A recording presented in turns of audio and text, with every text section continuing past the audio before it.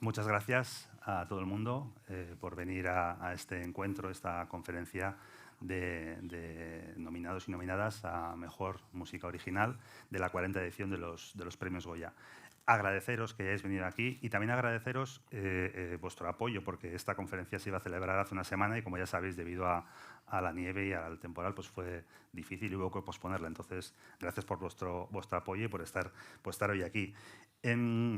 También me gustaría agradecer a la gente que se va a conectar vía streaming, ¿vale? Esta charla va a estar retransmitida por streaming y va a quedar después en el canal de YouTube de la Academia para que se pueda escuchar y consultar posteriormente y tenerla ahí de referencia. O sea que, bueno, pues si alguien se la ha perdido, que no se preocupe, que estará allí.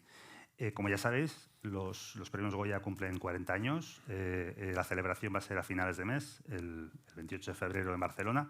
Y me gustaría destacar también que antes desde el día 28, el 22 concretamente, el domingo 22, va a haber un concierto de música de cine de la Academia en Barcelona, ¿vale? Para aquellos que no lo sepáis, echarle un ojo, sobre todo si hay alguien de Barcelona viéndolo. Creo que hay entradas y puede ser interesante que veáis la música fuera de la película, cómo funciona y cómo nos lleva y nos hace viajar por esos mundos, ¿no? Bueno, pues hoy tenemos aquí a 4 de los 5 nominadas a Mejor Música Original. Y bueno, de izquierda a derecha, de mi izquierda hasta el final, tenemos primero a Carla F. Benedicto, compositora, pianista, historiadora y musicóloga. Carla, bienvenida. Buenas tardes, gracias, Gorka. Un aplauso, por favor.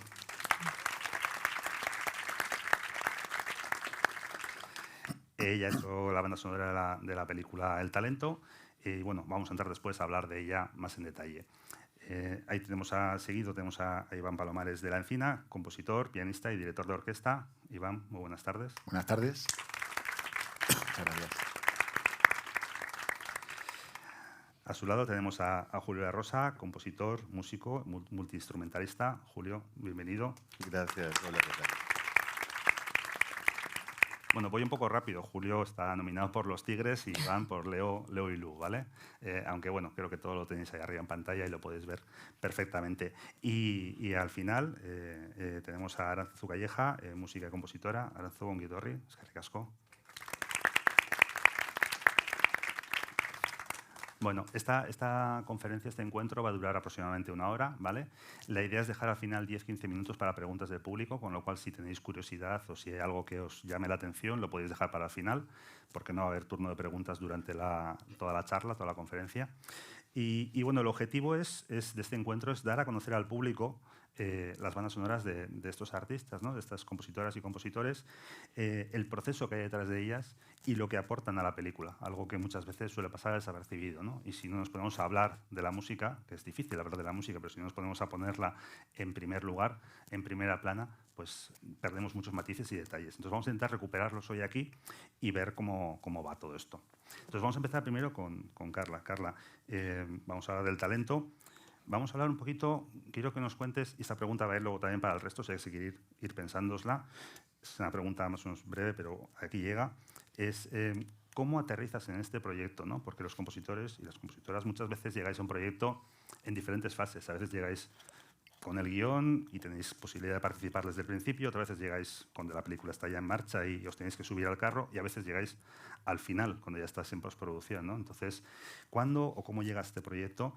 Y luego también, ¿cómo son esas primeras conversaciones o esos primeros momentos en los que hay que decidir cuándo hay música, cuándo no hay música, cuál es el universo sonoro que tiene que haber en esa banda sonora, ¿no? O sea, cómo se va a mover musicalmente todo lo que se quiere contar. Bueno, gracias, Gorka. Y realmente yo tuve mucha suerte con la película del Talento, porque yo entré antes de que se rodara la película, en la fase todavía de guión. Esto es algo que no es muy habitual para los compositores y las compositoras. Es verdad que normalmente entramos más tarde y es una oportunidad única cuando puedes empezar en ese momento de construir lo que es el universo sonoro desde el principio, pues con el director o la directora. Yo tuve esa suerte porque a mí me llamaron desde la productora, desde Mediapro, cuando todavía estaban terminando de escribir el guión. Entonces, en ese sentido, la verdad es que fue estupendo el poder comenzar esas primeras conversaciones con el director, con Polo Menárguez, de cómo iba a ser esa banda sonora, cómo iba a ser ese ambiente, esa atmósfera, ¿no? La verdad es que desde el principio teníamos muy claro que al ser una película sobre una violonchelista, si bien las cuerdas, por supuesto, y violonchelo sobre todo, deberían tener un papel bastante protagonista, en ningún caso queríamos que fuera una banda sonora que a priori pudiera parecer que fuera a ser la banda sonora de una película sobre una violonchelista, ¿no? Teníamos claro que queríamos un lenguaje vanguardista, donde utilizáramos mucha electrónica, donde utilizáramos también técnicas extendidas, que técnicas extendidas consiste en tocar los instrumentos de forma no convencional, para entendernos, incluso con golpes, con rasgueos, incluso con objetos y demás.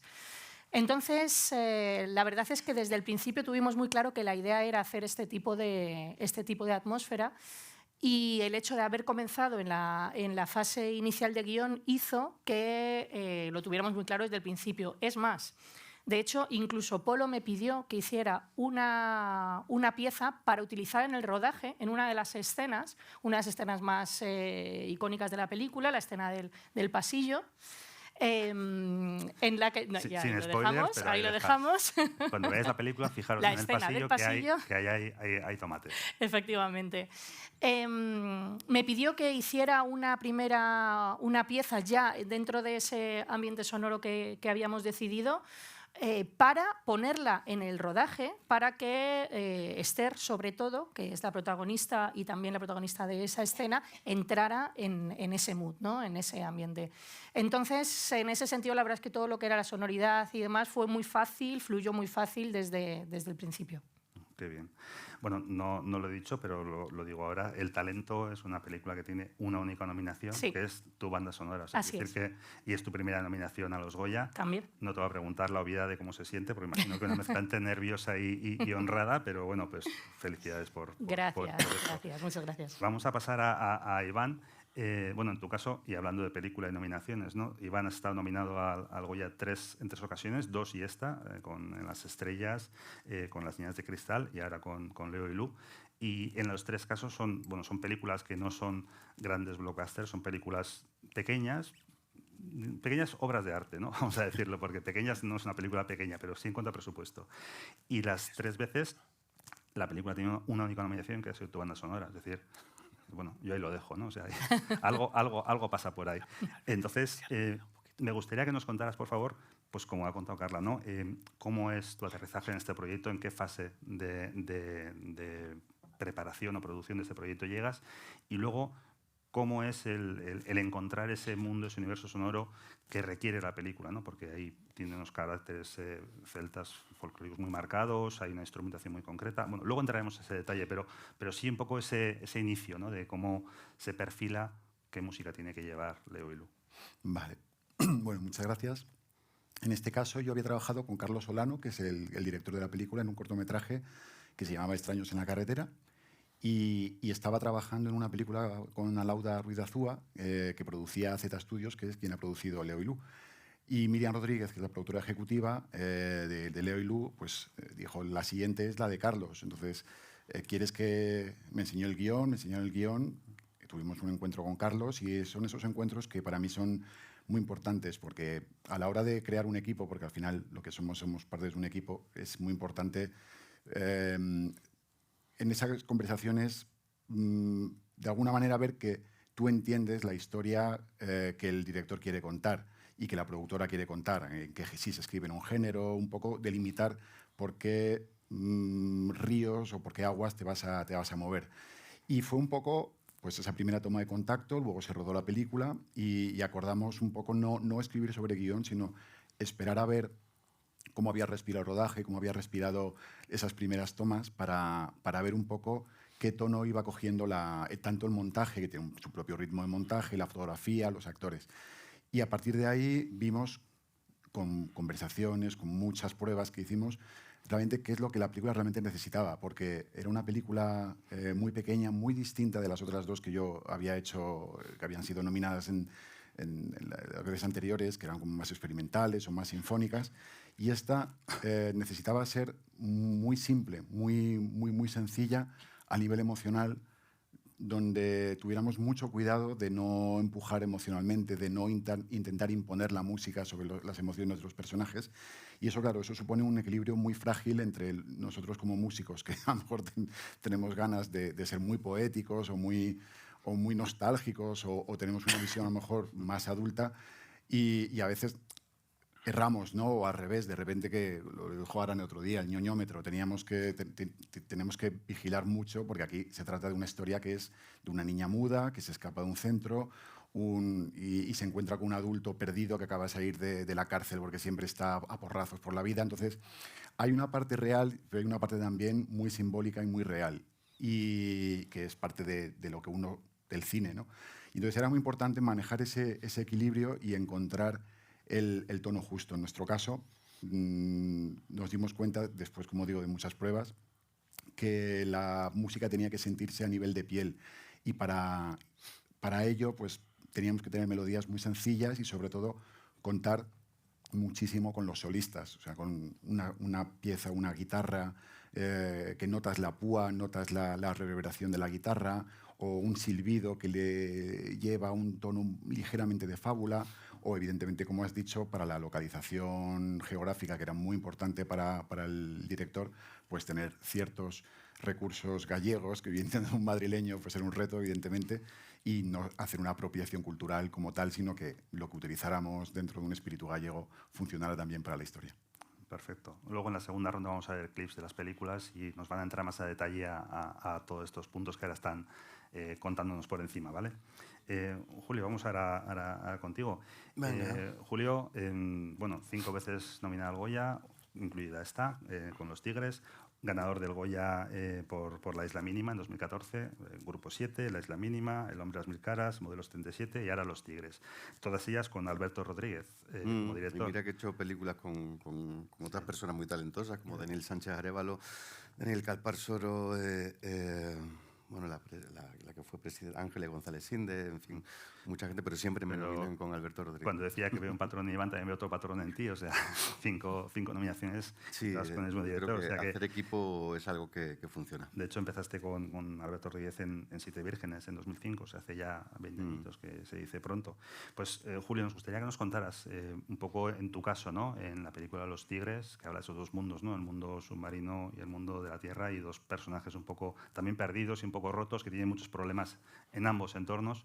Luego entraremos al detalle de la banda sonora, pero que nos contes cómo llegas al proyecto, en qué fase o momento llegas, y cuál es ese diálogo, esas conversaciones o ese encuentro para buscar la sonoridad que requiere la película según me cuesta hablar de mi música, pero yo llegué a esta película pues hace unos 20 años aproximadamente, porque yo iba a la playa con Alberto Rodríguez, y fui a su casa en Huelva, y me enseñó una plataforma que había enfrente de la costa, y me dijo: yo quiero hacer una película con algo de esto.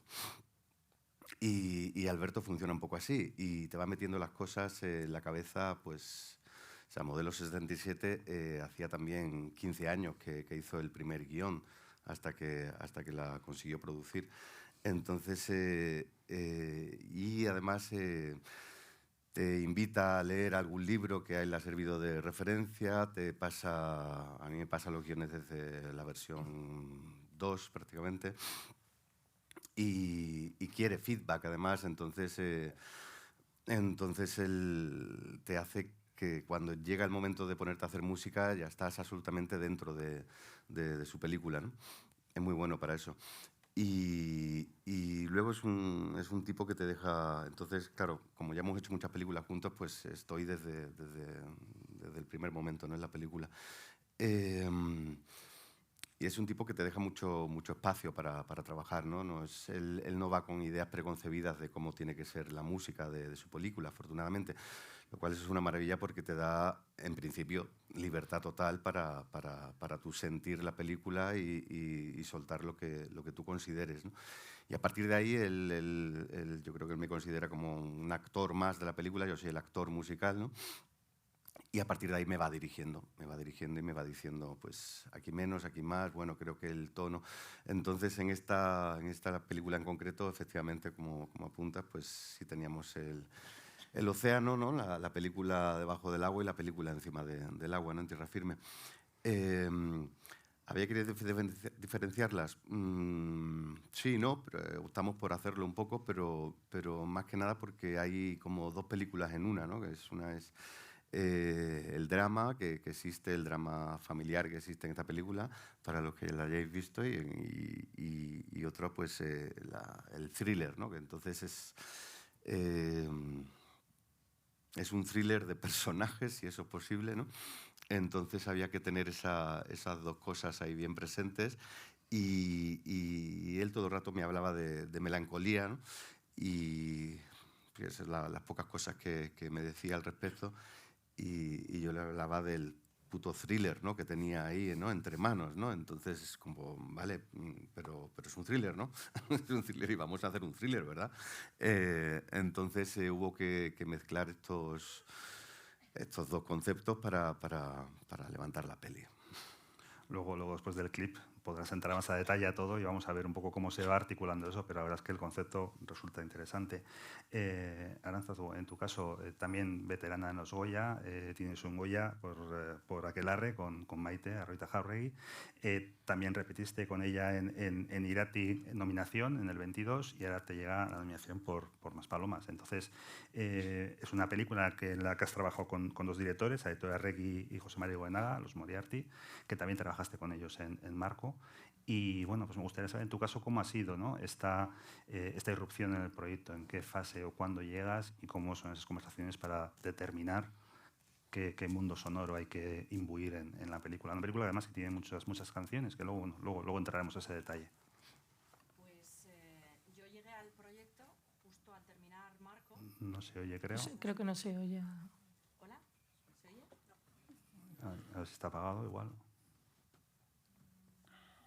O en mute desde arriba.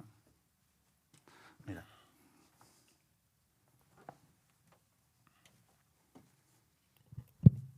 Sí, vale. Gracias. Vale, ahora sí. Bueno, yo llegué a Maspalomas al terminar Marco. Llegué además de una manera bastante bonita porque Marco fue seleccionado en Venecia. Entonces me invitaron a ir a Venecia con el proyecto, con la peli, a presentarla allí, y unos días antes me llamaron José Mari y Aitor como en Manos Libres y me invitaron a formar parte de lo que iba a ser su siguiente peli. Yo ya sabía de la existencia de esta historia y me emocionó muchísimo que contaran conmigo. Y entonces, bueno, yo entré, digamos que ya sabía, ya me había leído el guión, estaba un poquito pendiente, me pude visitar el rodaje y tenía, bueno, pues un poquito de ya cercanía con lo que era el proyecto desde un poquito antes de lo que es la grabación de la peli. Y una vez me llegó ya el montaje, quedó súper claro como que la peli tenía un doble reto, y es que tenía que convivir la música original con muchas músicas licenciadas, que son canciones que tenían que estar por exigencias del guión, pues tenía que haber mucha música que sonara en los chiringuitos de la playa, en las discotecas, los clubs y tal. Y además tenía que tener una presencia muy fuerte, un volumen importante.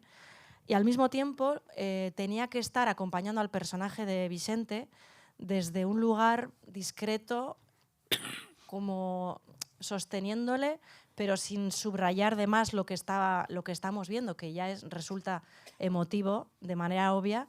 Entonces, como decía antes Iván, les contaba el otro día cómo José Mari me decía, en las primeras maquetas me decía que teníamos que afinar mucho el ñoñómetro, porque le daba mucho miedo que nos pasáramos como en la emotividad.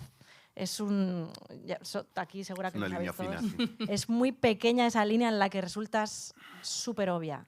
Entonces, estar ahí como en ese equilibrio es muy difícil.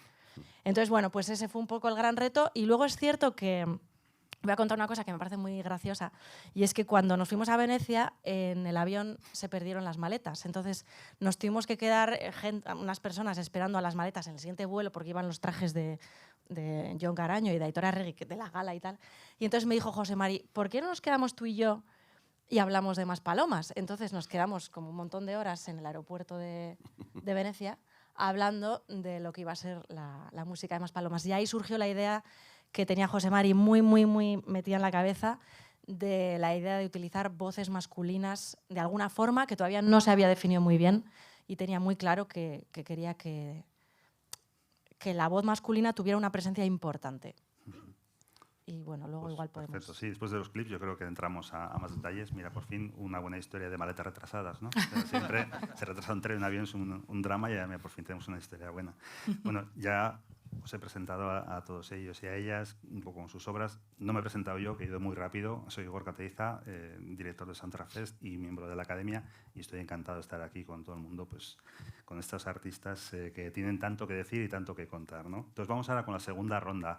En esta ronda pasamos un poquitín algo más audiovisual, ¿vale? Vamos a ir poniendo un clip de cada una de las películas que han seleccionado expresamente ellas y ellos, y después nos explicarán o ampliarán información sobre lo que hemos visto o sobre lo que no hemos visto y hay detrás y que creen que es importante reseñar, ¿vale? Entonces empezamos con el vídeo de Carla para el talento y yo creo que pues, directamente puede entrar el vídeo y luego, Carla, pues coges la palabra. Muy bien. Así que dime qué hago. ¿Lo hago o no lo hago? Mamá, ¿lo hago o no lo hago? ¡Di! La película El talento narra la historia de Elsa, una joven violonchelista perteneciente a la alta sociedad, que durante una noche de fiesta tendrá que enfrentarse a un dilema moral donde tendrá que escoger entre su propia dignidad y el sustento de su familia. Pues que nos tiene que ayudar, Elsa, que necesitamos el dinero. ¿Qué dinero, mamá? Dentro de la banda sonora, Elsa está representada por el violonchelo, como no podía ser de otro modo. Un violonchelo que se desgarra al tiempo que también lo hace nuestra protagonista, encarnándola completamente y no solo acompañando, por tanto, las imágenes. En las primeras conversaciones que tuvimos Polo Menárguez, el director de la película, y yo, teníamos claro que el lenguaje musical debía ser vanguardista. Por ello, mezclé lenguajes más clásicos, escritura más tradicional.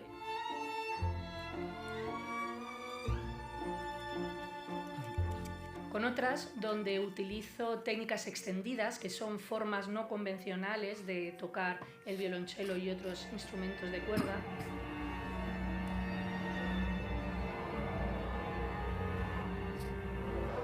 Así como también procesamiento electrónico y música electrónica en sí, que poco a poco irá degradando el sonido de las cuerdas hasta convertirlo en un ambiente bastante perturbador.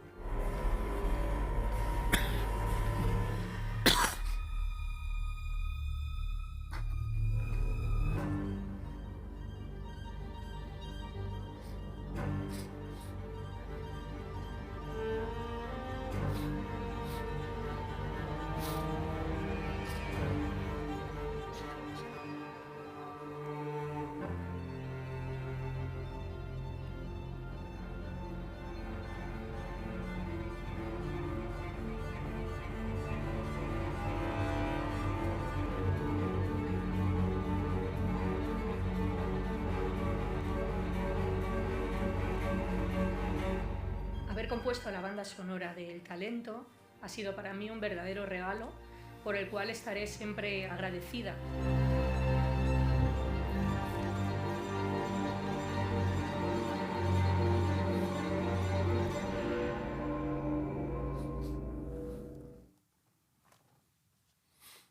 No os cortéis, un aplauso, por favor. Bueno, Carla, hemos visto en el vídeo muchas cosas. Hemos visto una actriz que parece que toca más o menos el violonchelo. Sí. Hemos visto tu banda sonora, esa, como dices tú, con las cuerdas, con la distorsión, el proceso. Hemos visto la grabación. Adelante, en 3 o 4 minutitos, para que no nos vayamos mucho de tiempo. Cuéntanos todo lo que quieras sobre lo que hemos visto y lo que no hemos visto que creas que es interesante. A ver, en el caso de... Bueno, en general, yo pienso que la banda sonora de una película debe contar cosas que la imagen no nos está mostrando.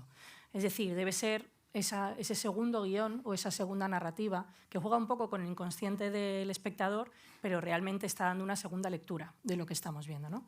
En el caso del talento, específicamente, la música está mayoritariamente dentro de la cabeza de la protagonista, dentro de la psique de Elsa, puesto que se trata de la una protagonista muy unitaria, donde todo el conflicto va alrededor, aparte de su antagonista y demás, y todo el conflicto gira bastante en torno a ella, excepto en algún momento donde salimos de su cabeza para meternos en la de Idoia, que es su mejor amiga. El resto del tiempo, como digo, se trata de enseñar un poco qué es lo que puede estar pasando por su cabeza. Entonces, en este sentido, la idea de utilizar escritura más tradicional o más clásica, como estaba comentando, en algunas ocasiones en las que estoy reflejando pues, la alta sociedad a la que pertenece Elsa, o en algún momento dado incluso su soledad cuando tiene que tomar ciertas decisiones, se une también con otro tipo de pensamientos o de sentimientos que ella puede estar teniendo. Por ejemplo, la utilización, como decía, de las técnicas extendidas, es decir, de la forma vanguardista de tocar el violonchelo, está muy relacionado con la obsesión que tiene ella inicialmente con el tema de, esto no es ningún spoiler porque empieza así la película, con el tema de su prueba en un conservatorio en Viena. Así comienza la película, ¿no? Ella se la va a preparar. Entonces, la utilización de esas técnicas extendidas, que en muchos casos incluso cojo elementos de aquí a allá, incluso de la pieza que ella tiene que tocar, la sonata para Kodali número 8, me sirve para deformar todos estos pensamientos que ella puede tener relacionándolo con esta obsesión de la que hablamos, ¿no? Eso es en un primer momento. Posteriormente, ya la utilización de la electrónica en sí, pero también el procesamiento electrónico, es decir, el coger los sonidos de las cuerdas mayoritariamente y, como digo ahí, pervertirlos, romperlos, degradarlos, ya tiene que ver con lo que es la amenaza, con lo que es ya lo que ella siente ante el nudo de la película, ¿no? Ante realmente lo que ocurre. Entonces, esos tres lenguajes son los que conviven dentro de la banda sonora con el fin, al final, realmente de representar qué es lo que ella puede estar pensando o sintiendo, porque si habéis visto la banda sonora, la película, veréis que ella no habla mucho, se transmite todo mucho también con sus respiraciones, pero no hay un diálogo muy claro donde diga lo que ella está sintiendo o de lo que ella tiene miedo o lo que ella tiene que decidir. Todo eso lo he intentado contar con la música. Era la forma también del lenguaje para ello. Así que yo creo que básicamente ese es el concepto. Bien, perfecto. Creo que tenemos una idea estupenda de lo que hay ahí dentro. Vamos ahora con Iván. Vamos a poner el clip de Iván, que es un poco más cortito, pero bueno, como el perfume, ¿no? En un frasco pequeño, o sea que... Y vamos a ver que luego nos cuente Iván pues todo lo que quiera. Adelante.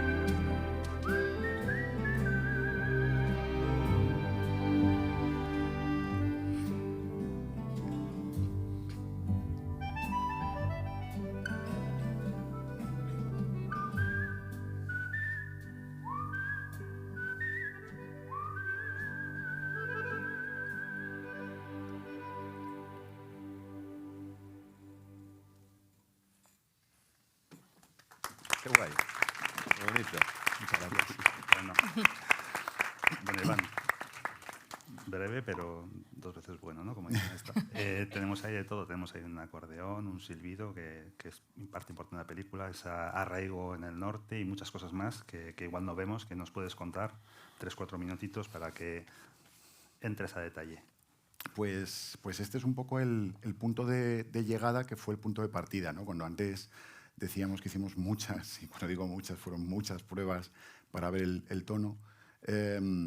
este fue un poco el tema del que luego han ido saliendo todos los temas y toda la instrumentación. Como digo, empezamos haciendo una cosa como mucho más poética, más nostálgica, mucho más melancólica, y no funcionaba porque nos llevamos a un terreno muy adulto. Por otro lado, hicimos una cosa a lo mejor mucho más activa, mucho más pegada a la imagen, y pasaba lo mismo, que era demasiado infantil. Y al final, con muchas sesiones en las que hablábamos de la historia, claro, que era importante para Carlos, ¿no? Para Carlos era importante que esta historia, que es una road movie, la road movie tiene un género, ¿no? Que normalmente las músicas de road movie suelen tener un patrón, ¿no? Que es una especie como de búsqueda interior de uno mismo, y al mismo tiempo hay también una música propia del viaje, ¿no? Pero nosotros propusimos ir ligeramente más allá, dentro de ese hilo tan fino de no pasarnos. ¿Por qué no tener una base que es un poco este rollo pom, pom, pom, todo con guitarras acústicas, que a mí me llevaba un poquitín, ligeramente, muy sutilmente, al western? Porque estos personajes, pues bueno, están un poco fuera de la ley, fuera del camino, y al mismo tiempo con este carácter también muy sencillo, muy naif, porque lo que nos dimos cuenta es que ya son personajes que están todo el día estresados, ¿no? En toda la, como suele ser en las road movies, llevan la película totalmente estresados porque están escapando y tal. Pero claro, dentro de ese estrés, la música podía dar ese contrapunto de una especie como de paseo por el campo, ¿no? Y a mí me encanta pasear y me da muchísima paz el estar en contacto con la naturaleza. Y es algo que a Carlos, el director, le pasaba también. Él necesitaba sentirse muy arraigado al paisaje, y por eso hay tanta escena de paisaje. Y hay una cosa que en el silbido, aparte de que tiene un elemento un pelín místico, porque parece como una conversación, o yo quise plantear así de manera muy sutil, como conversación casi con la naturaleza. De hecho, al silbador le dije que lo interpretara como si fuera un búho en las respuestas, ¿no? Entonces hay una especie de diálogo entre la guitarra, que pueden ser ellos, y esa especie de comunicación con una cosa ligeramente, porque obviamente no había que entrar en ello, un poquitín más espiritual. Y eso para mí fue un poco esa especie de punto tan sutil en el que evidentemente no nos queremos pasar, porque no deja de ser el género que es, pero que a mí me permitía ir construyendo emocionalmente de manera muy, muy, muy, muy pequeñita toda esta historia. Me permitía, por ejemplo, el uso de las guitarras, sacarlas de este contexto y tener a lo mejor, 2 o 3 notas sueltas de la melodía, e incluso desincronizarlas con el personaje. Hay una escena, por ejemplo, al principio, que Leo, que está en la clase de gimnasia, recibe un balonazo, no le invitan a jugar, y toda la música, al revés, no tiene ningún tipo de sincronía, está totalmente alejada, para mostrar un poco su desconexión. Y poco a poco, a través de ese silbido, a través de esa especie de invitación al viaje interior, vamos consiguiendo más conexión. Entonces, como digo, es una banda sonora que, bueno, todo parte de aquí, por eso me apetecía enseñar este clip, y luego además tiene un punto naif, la melodía, si la volvéis a escuchar, dice incluso Leo y Lu en algunos momentos, ¿no? O sea, tiene ese juego al límite, pero nos parecía que ese equilibrio entre no irnos ni a lo infantil ni a lo adulto, pues bueno, este fue un poco el punto de partida, el que nos permitió un poco ir conectando emocionalmente la película. Muchas gracias, Iván. Seguro que hayáis adivinado todo eso, ¿verdad? Después de ver este clip, ¿eh? O sea, fijaros cuántos matices, cuántos detalles hay en la música que pasan desapercibidos cuando estamos en el cine. Menos mal que están aquí ellos y ellas para poder contárnoslos. Vamos a ir ahora con el clip que nos ha traído Julio. Y después... Os vais a reír mucho, espero. Eso es. Yo, desde luego, me reí. Venga, adelante con el clip y luego pasamos con su explicación. Me estáis preguntando insistentemente por esta maravilla de banda sonora que he hecho yo la he hecho, y por cómo he conseguido aunar la diégesis de la vida en tierra firme con la ciencia ficción, ¿no? del océano. La nostalgia con la precariedad, el rencor, el crimen.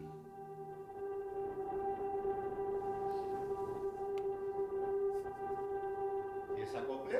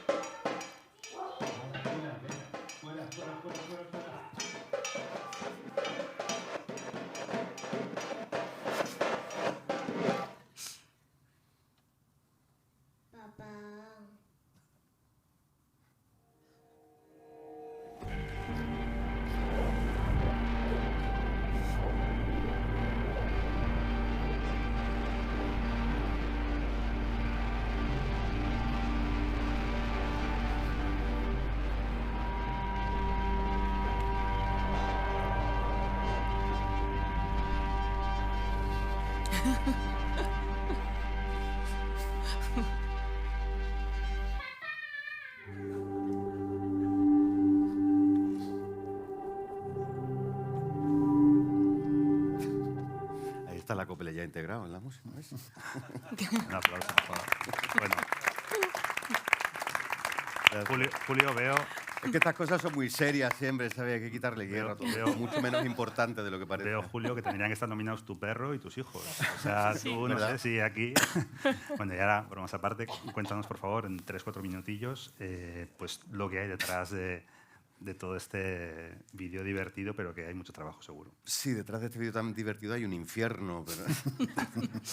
Bueno, pues cuenta lo que quieras, ¿no? O sea, la parte mala del infierno, si no quieres, no la cuentes. No te preocupes. O sea, que hay Bueno, cuando libertad. Carla habla de música extendida, pues, llevo toda la vida haciendo músicas extendidas también, ¿eh? y porque no hay un solo instrumento que toque por el lado que se debe, pero salvo determinadas veces, no sé muy bien qué contar. Mira, a mí me nominaron por primera vez por la banda sonora de Grupo 7, allá hace 15 años o algo así, y fue muy divertido porque todos los demás compañeros nominados habían hecho su banda sonora con orquesta sinfónica y yo presentaba una banda sonora hecha con latas, bidones y acoples de guitarra y demás. Entonces, era muy gracioso, pues nos llevaban a Radio Clásica, nos llevaban a diversos programas de música clásica, porque entonces, hace solo 15 años, las bandas sonoras en este país eran todas con orquesta sinfónica, salvo excepciones, ¿no? Como esta de Julio Meden, que hizo Alberto Iglesias, Lucía y el sexo, ¿no? Y algunas cosas así contadas.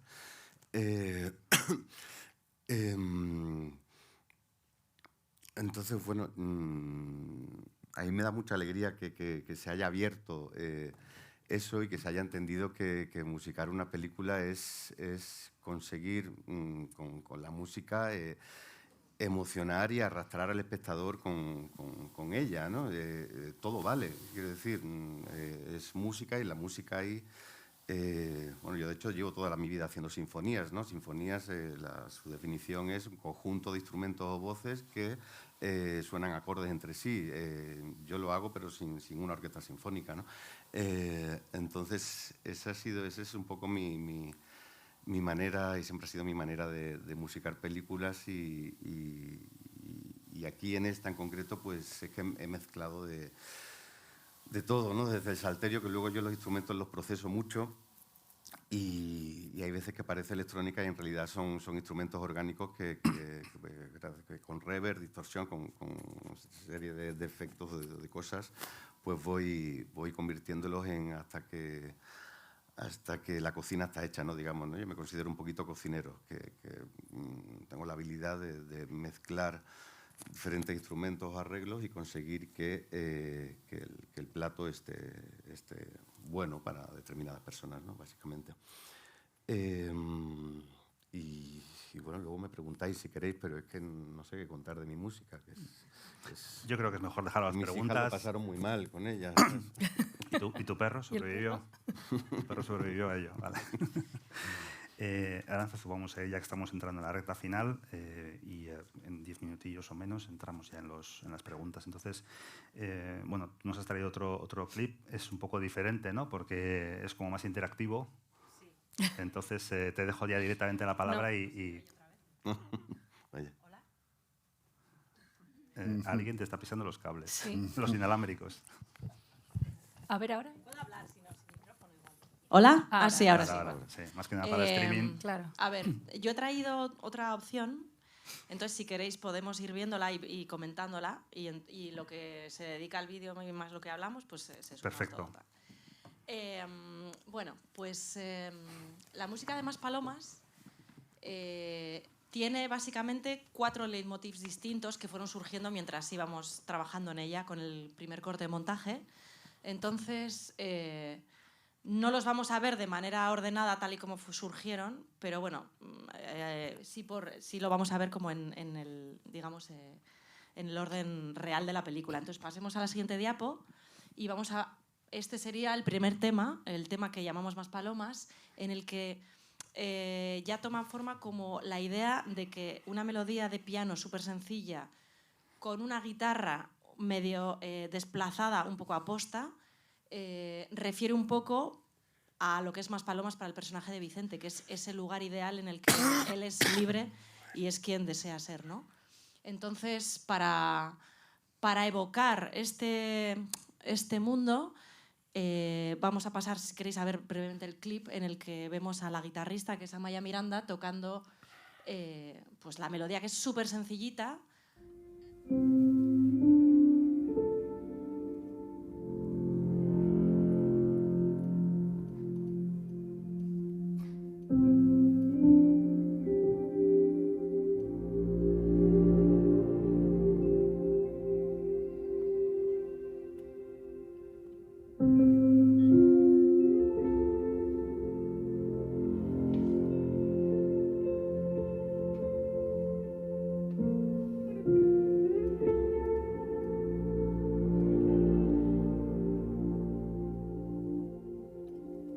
Vale, para poder verlo todo si queréis. Con respecto a este tema voy a contar una cosa que me parece que, como dice Julio, esto es muy serio, pues así es más divertido. Adelante. Yo en esta época estaba como un poco enganchado a un disco de Yo la tengo, que tiene un disco que es la banda sonora de una peli de Kelly Richard, que no sé cómo se titula, es una cosa preciosa, y estaba en bucle. Y entonces les propuse a José Mari y a Aitor, ¿por qué no utilizamos un poco este mundo Yo la tengo, guitarras un poco con delay o con no sé qué, ¿no? Este rollo. Y entonces les pareció muy bien. Y luego Aitor tenía el empeño en decir, oye, esas guitarras Dire Straits, y es como, o sea, no son No, Dire por Straits, son Yo la tengo, porque no conocía Yo la tengo. Bueno, vale, entonces pasamos ahora al tema que digamos es el más característico de la peli, que se titula Divorcia tua. Divorcia tua es lo que le preguntan en la mesa de la residencia. Bueno.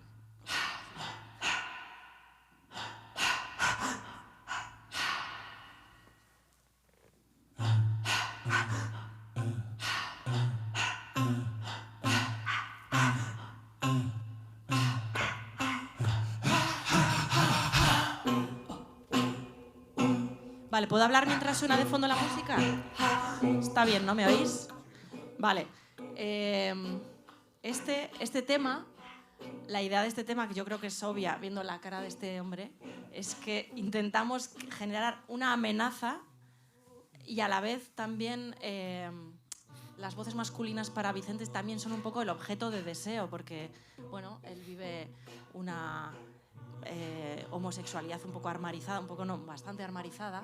Entonces generamos un poco ese juego como de contrastes tímbricos, juegos como de contrastes entre voces, suspiros, voces de barítonos, y van generando como una textura contrapuntística que van acompañando toda la secuencia, que al final dura 5 minutos.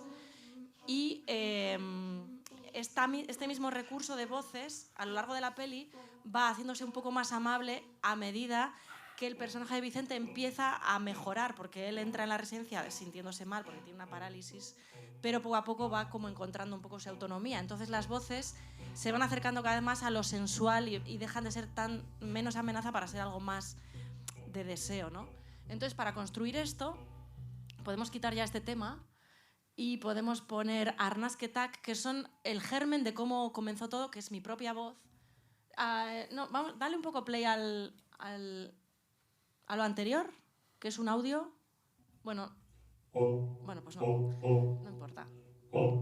Estas son las voces masculinas que empiezan a sonar a mitad del tema, cuando ya el personaje sale de la habitación y se va adentrando en el pasillo y baja al comedor y se encuentra un poco todo ese mundo de gente mayor. ¿Qué hago aquí? ¿Por qué me meten en este sitio, no?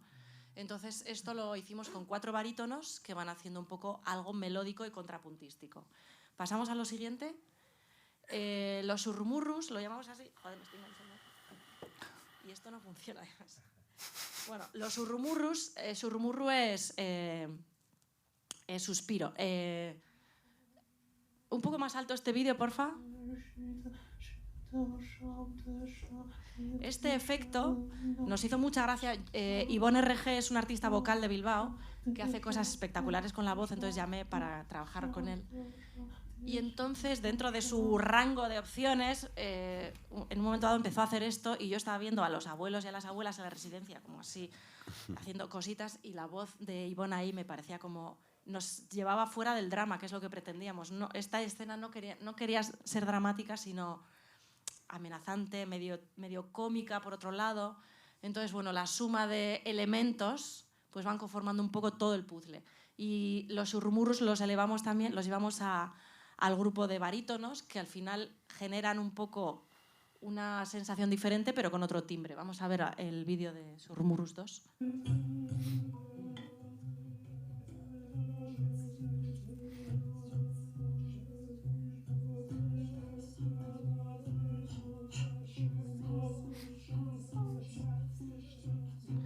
Bueno, la construcción de este tema fue la más compleja, también os digo que la más divertida, pero había que estar como atenta a todas las opciones vocales que iban surgiendo y todo el engranaje, cómo iba cogiendo forma, porque está súper sincronizado con los movimientos del personaje, con las voces, porque hay voces de fondo, hablan los personajes entre ellos, entonces, bueno, está como bastante hilado todo para generar un poco esa sensación y que funcione, porque además ponerle música a una escena en la que hay tanto diálogo también es un poquito conflictiva.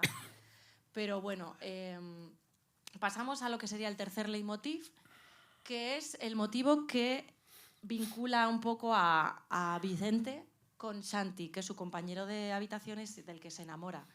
Entonces es este tema, que eso significa Kirk Douglas Hilda, ha muerto Kirk Douglas porque lo lee en el periódico, es un tema en el que pretendían los directores transmitir serenidad, calma, una especie como de amor tranquilo, que es lo que va sintiendo Vicente, ¿no? Entonces, para eso,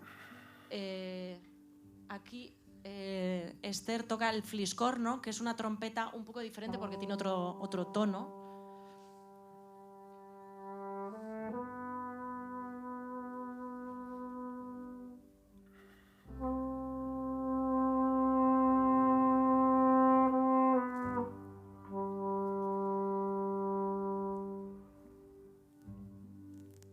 Vale, bueno, el tema sí, el vídeo acaba aquí.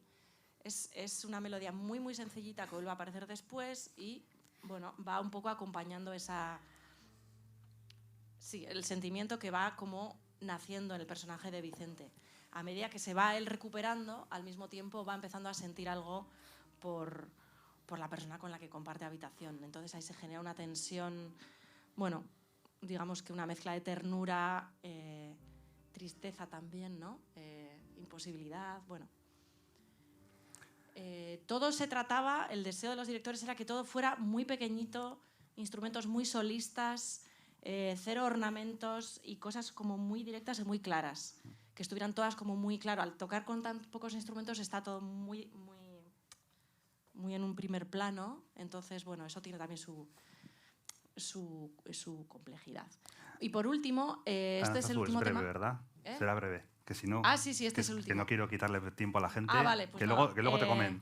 Este es el tema con el que cierra la peli, que es el que vincula al personaje de Vicente con su hija Nerea.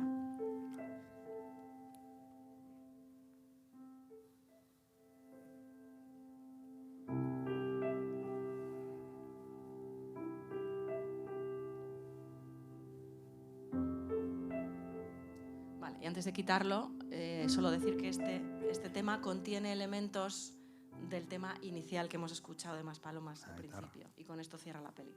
Bueno, la peli cierra con Battiato, pero este es el último tema. ¿Dónde Cerramos los dos, ¿Dónde va a parar Battiato contigo? Vamos, o sea, no tiene nada que... Es que ricasco, pues muy interesante y una masterclass, o sea... Ya ves, gratuitamente una masterclass habéis tenido aquí completita.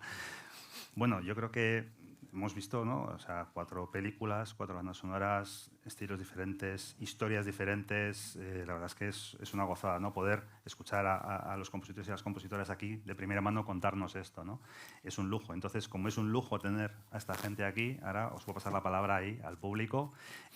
Van levantando la mano, os pasará el micrófono para que puedas usar la gente de streaming. Intentar, por favor, que no sean preguntas muy extensas y lo mismo las respuestas también para que podamos tener 15 minutillos o 20 como mucho de buena conversación. Adelante. Sí, yo quería daros la enhorabuena a todos. encuentros. Yo soy votante en la academia y vengo a estos encuentros para tener criterio y me habéis destrozado porque es que me habéis dejado más confundido que estaba porque ahora me cuesta más decidir cuál hay que votar. Lo que quería también es batir una lanza a favor de Leo Liu, que es una película pequeñita pero que sorprende muchísimo.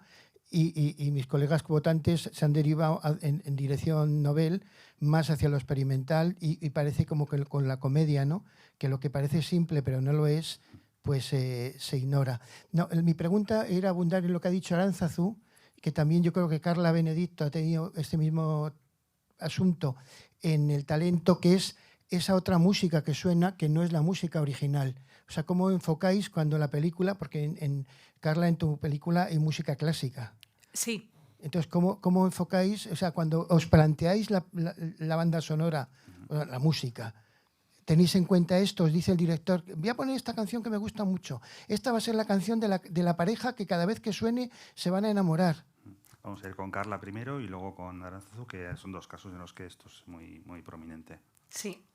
Bueno, en el caso del talento, además de música clásica, como comentabas, además también hay otras canciones, por ejemplo, en La Fiesta, son canciones de un grupo que se llama La Femme, también hay después, en la siguiente fiesta también hay, y también hay incluso música clásica, pero arreglada. Entonces, en este caso, con respecto a las canciones de La Fiesta y demás, esto es algo que escoge el director. Lo hablamos también, qué tipo de música poner, si poner algo de música más realista con lo que estarían bailando hoy en día unos chicos en una fiesta. Él decidió que era mejor tirar por la parte más electrónica y más independiente en ese sentido. Pero en el caso de la música clásica, por ejemplo, hay dos momentos de la película, bueno, tres momentos donde es muy prominente. Uno de ellos es el momento del vals, de los valses, la fiesta en la que ellos están, en la que los mayores están bailando. En ese caso, las piezas que hay, que si no recuerdo mal, hay una pieza de Chopin y la otra es la ronda del Amour.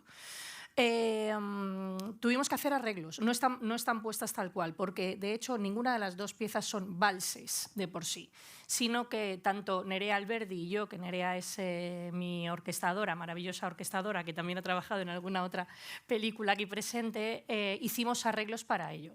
En el caso de las otras piezas clásicas que hay, que en este caso es Kodály y Bach, si bien ahí sí que están tal cual, también las grabé, dirigí yo la grabación y la producción de las mismas. Con respecto a si tiene que ver con la banda sonora o no, Polo y yo desde el principio dijimos que la idea era que no, que lo que era la banda sonora, nuevamente por contar esto que no estamos viendo, por contar lo que Elsa estaba sintiendo sin que ella lo diga, tenía que estar alejado de eso. No obstante, sí que utilicé algunos pequeños elementos, sobre todo en la parte de la banda sonora donde estoy retratando la obsesión de ella por la prueba que va a tener. La obsesión, la preocupación, tampoco es obsesión, sino la preocupación y su preparación para ello, ¿no? Entonces, que fue es la pieza de Kodály. Hay tres notas en Kodály, tan, tan, tan, que según empieza la pieza, tan, tan, tan, tan, ese tan, tan, tan, me sirve para jugar con él en los momentos en los que ella está pensando, obsesionada dentro de su propio mundo y después cómo eso se derrumba. También ese motivo también se derrumba con ella. Entonces, en este caso, por lo menos, todo lo que es la música preexistente, la idea era que no tuviera que ver con lo que después sería la banda sonora más allá de estos pequeños guiños. Vale, muchas gracias por la explicación. Aránzazu, adelante. En el caso de Más Palomas, no se me oye otra vez. Creo que no. Ah, sí, vale. En el caso de Más Palomas, o sea, es que es tan opuesto lo que yo aporto a lo que aportan las músicas de los clubs de chiringuitos de playa, no sé qué. Entonces, para mí, la cuestión era cómo entrar, porque en algunos casos ocurría que se iba una canción, el primer tema que se escucha, el de Más Palomas, empieza justo después de haber escuchado un tema de un chiringuito que va a piñón. Entonces, es un poco cómo trabajar, pero eso es una cuestión más de sonido que mía, porque mi tema es el que es, pero luego cómo hacer que una entre, o sea, que una se vaya y la otra entre, y eso, bueno, pues sea de alguna forma orgánico. pero habiendo tantísima música como hay en Maspalomas de bares y de música dance, pues no...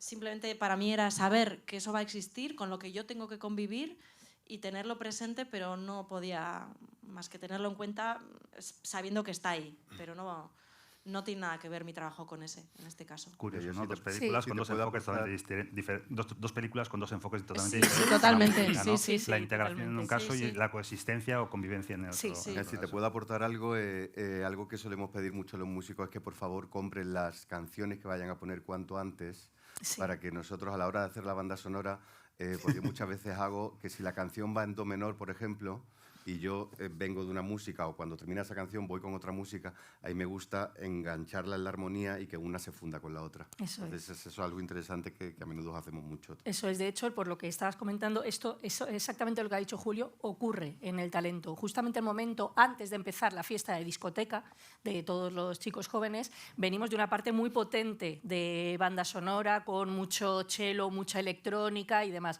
Entonces, ahí fue muy importante asegurarnos de que armónicamente estaba realmente enganchado uno con otro, porque directamente pasamos de uno a otro, también con mucho trabajo de sonido, como estaba comentando Aránzazu, pero era muy importante que armónicamente cuadrara, si no eso pues, no habría quedado bien.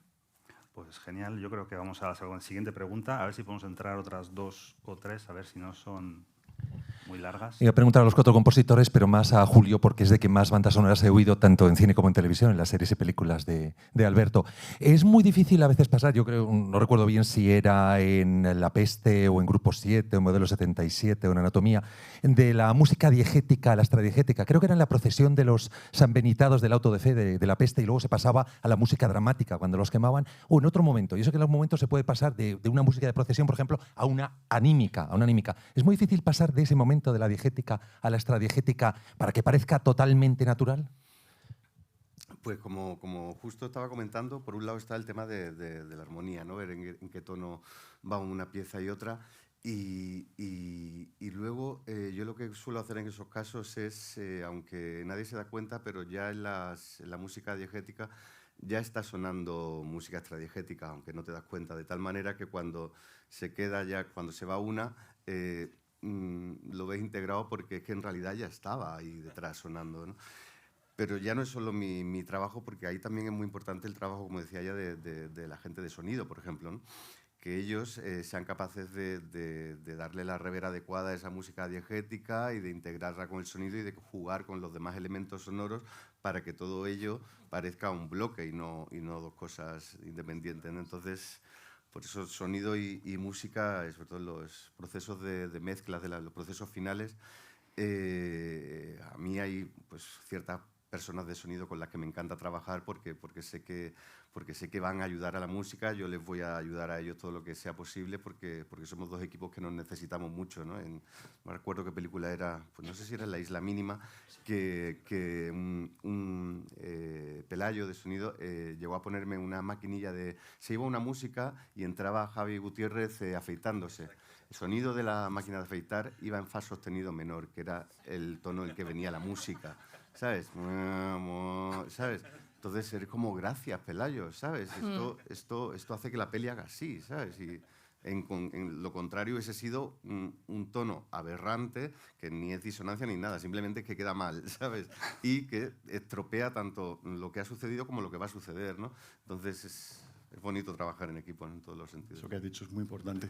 En Leo y Lu pasa lo mismo, y con Laia Casanovas, que está nominada a los Oscars. Era también la responsable de sonido, por ejemplo. Me acuerdo que había un momento que es una competición de pesca y el cambio de plano es precisamente una bocina, una especie como de bocina de la competición.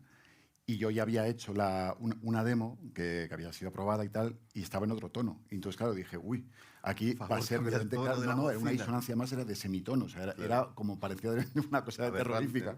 Y le dije, oye, ¿qué hacemos? ¿Cambiamos la música o podemos afinar la bocina? Y efectivamente hubo un trabajo que es una cosa más habitual de lo que, afortunadamente, hacemos, que no sean nuestros departamentos totalmente cerrados, ¿no? Que puedas preguntar y que puedas convivir, y al revés, es como sientes que estás en una familia, ¿no? No estás tú solo en el estudio trabajando y que efectivamente, pues oye, lo que tú le das a una persona, luego lo mismo ya pueden pedirte de ti, ¿por qué no me separas este sonido? O por ejemplo, este tipo de sonido de coche va a ser este mismo, para saber si va a ser un sonido más grave, y entonces tú ubicas la música por encima de esas frecuencias. Sí, claro, y hay una competición sonora, ¿no? Eso. Entre los efectos, los diálogos y la música tenéis que coexistir e integraros, o sea que es lógico que lleguen este tipo de historias. ¿Alguna preguntita más en la sala? No tengáis miedo ni vergüenza. Joder, solo 2 preguntas, tú. Hemos quedado aquí. Pero que viene. Okay. Ah, vale, vale. No, La última, ¿vale? Sí, la última, ¿no? Venga, pues que sea interesante, ¿eh? A ver. No vamos a ver al final, ¿eh? Que no, ya bajamos el rollo. Qué presión. Enhorabuena a todos por la nominación. Porque este año ha sido muy bueno. Hay otras bandas sonoras que también merecían. O sea, tendría que haber habido, yo creo que 9 o 10 nominadas perfectamente. O sea, que tiene mucho mérito que estéis aquí. Yo quería preguntaros si os planteáis o le dais muchas vueltas o no le dais mucha importancia a cómo enfocar la música, si desde un punto de vista externo, como un discurso musical desde el cineasta, director o vosotros como cineastas musicales, como que le estáis dando la música externamente a los personajes, o el enfoque lo buscáis más desde el interior de la psicología de los personajes, o no le dais muchas vueltas, ¿no? Y simplemente cogéis a lo mejor un elemento externo, como puede ser el violonchelo de Carla, o la música así un poco más norteña de Iván, o bueno, el ejemplo de Sirate es muy evidente, ¿no? Ese elemento externo, y lo lleváis hacia dentro de los personajes. Para que dé tiempo, un minutillo cada uno, ¿vale? Y el orden en el que queráis. ¿Quién quiere hablar primero? Carla, venga, ya que estás. Te comento. Seguimos el orden, ya que estamos. Venga. Pues es que depende de la película. Depende de la película. Al final se trata de contar, es lo que estábamos hablando antes, ¿no? La música para cine no es música, como le llaman, autoportante, digamos, música absoluta que escuchas simplemente, sino que es una historia más que ayuda a contar la historia que estamos viendo. Entonces, dependiendo de la película, dependiendo también de la visión del director o de la directora y del compositor o compositora, puede que lo que tengas que contar sea algo externo, sea algo más circunstancial o algo más contextual, por ejemplo, como cuando pues, en el caso de las bandas sonoras que están basadas en un lugar, como hablábamos antes, o que están basadas en una época y demás, y en otros casos, como es en el caso del talento, pues donde decidimos poner el foco es dentro de la psicología de los personajes. Yo creo que depende de qué es lo que sea más evidente. Según lo que sea más evidente, tienes que ir hacia el otro lado.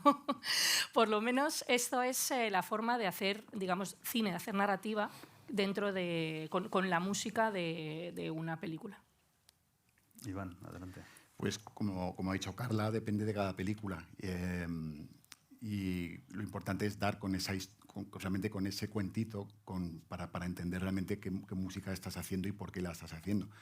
En el caso de Leo y Lu, la historia real habla de la familia elegida, ¿no? O sea, no es tanto la historia que ellos transitan, sino realmente es al final de la familia que tú eliges. Y en el caso de la música, precisamente, queríamos una música que no se impusiera a los personajes, que no estuviera por encima de ellos, sino simplemente quedarse. Julio. Es una pregunta compleja. Desde lo que yo pienso, musicar una película es sentirla. Es sentirla. Todo lo que le estabas hablando creo que eran intelectualizaciones de lo que va a ser luego, pero creo que se olvida algo aquí básico, que es que el músico tiene que sentir la película. Entonces, en el momento que tú sientes la película, se te va formando todo eso en la cabeza, ¿no? Todo eso de lo que hablas. Entonces, tú sientes la película y esos propios sentimientos te están diciendo si tienes que ir con el personaje principal o si te puedes relajar y hacer una escena musical más contemplativa.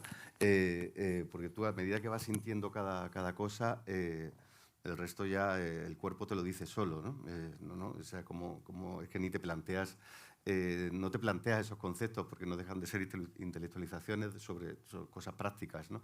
Entonces, sientes cada secuencia y sientes toda la película y a partir de ahí, en el momento que lo reposas, ya tienes clarísimo que todo este trama de la película tienes que ir con el personaje principal. Bueno, yo normalmente siempre voy, además, desde dentro, porque es curioso que la música de cine, a pesar de lo que estoy diciendo, es la gran mentira, porque mi trabajo consiste en engañaros, ¿no? En engañar al espectador para que sientan lo que el director y yo queremos. Entonces, pero para mentir, primero tengo que sentir de verdad, ¿no? Entonces, todo ese proceso hace que luego las piezas casi que se vayan colocando solas, ¿no? Si tienes el tiempo suficiente para verlo con tranquilidad, ¿no? Yo estoy de acuerdo con todo lo que comentan. Puedo aportar, siendo la última, que lo que ha dicho Julio es súper interesante y es muy bonito. Y creo que la intelectualización de qué quiere decir esta música muchas veces viene después. O sea, tú cuando estás haciéndola, estás, como dice Julio, estás sintiéndola y te estás también llevando por las directrices de quien dirige la película. O sea, tú estás poniendo lo tuyo, pero estás también dirigida por otra gente, otra persona quien ha creado un poco todo el proyecto. Entonces creo que hay cosas que se van dando según vas haciendo. Van pasando cosas. Tomas una vía y se abren como otras múltiples vías. Y cuando ya vas un poco conformando todo, se empiezan a crear las relaciones, no tan inesperadas, porque lo vas creando tú, pero sí que ocurren cosas que igual tú a priori no habías planteado. Y es después, cuando ya estás como dándole forma global a todo, cuando empiezas a ver, vale, bueno, esto con esto, entonces ahora estoy... En Maspalomas claramente estamos con el personaje. Ahí era obvio que había que sostener un poco al personaje de Vicente, pero no, a veces, además de eso, hay otras cosas, ¿no? Pero se va dando, creo que es un ir haciendo. Sí, una película en la que no haya nada de música que no vaya con el protagonista, desde mi punto de vista no funcionaría. Es raro que ocurra. No puedes dejar fuera al protagonista o a los protagonistas de la historia. Puedes hacer millones de cosas, ¿no? Pero hay algo clave ahí, ¿no? Que es eso, ¿no? Pues bueno, como podéis ver, aquí tenemos que cerrar, que ya nos acaba el tiempo. Hay muchísimos matices, muchísima información.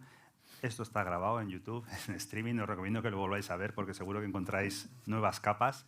No solo este encuentro, sino todos los encuentros de la Academia, actor, guión, actriz, un montón. O sea que os recomiendo que entréis al canal YouTube de la Academia a ver los encuentros porque de verdad que hay muchísima información que merece la pena. Y bueno, os recuerdo, el día 22 de febrero es el concierto de música de cine, es el 40 aniversario de Goyas en Barcelona. Los que podáis acudir, que va a merecer la pena. Y el 28 la ceremonia, verla y que va a estar divertido ver todo esto que hemos durante semanas ido escuchando, pues cómo aterriza, ¿no? Cómo acaba llegando.